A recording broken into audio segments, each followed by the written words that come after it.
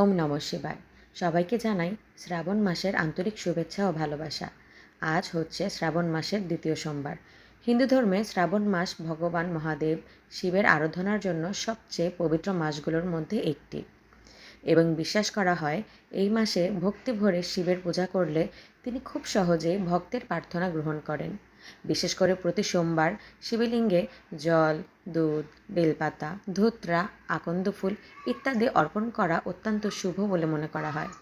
বেলপাতার 3টি পত্র শিবের ত্রিনয়ন ও ত্রিশূলের প্রতীক হিসেবে ধরা হয়। এই মাসে অনেক ভক্ত উপবাস পালন করেন এবং ওম নমঃ শিবায় মন্ত্র জপ করেন।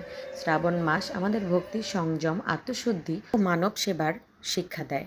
মহাদেব কখনো বাহ্যিক আড়ম্বর চান না, তিনি চান ভক্তের আন্তরিকতা ও পবিত্র মন। তাই আসুন আমরা সবাই ভক্তি ভরে মহাদেবের আরাধনা করি, তার কাছে প্রার্থনা করি তিনি যেন আমাদের এই পৃথিবী থেকে হিংসা ও অশান্তি দূর করে দেয়। প্রতিটি পরিবারে সুখ, শান্তি, সুস্বাস্থ্য ও সুসমৃদ্ধি নেমে আসুক। মহাদেবের আশীর্বাদে সকলের মনের বাসনা পূরণ হোক। হর হর মহাদেব।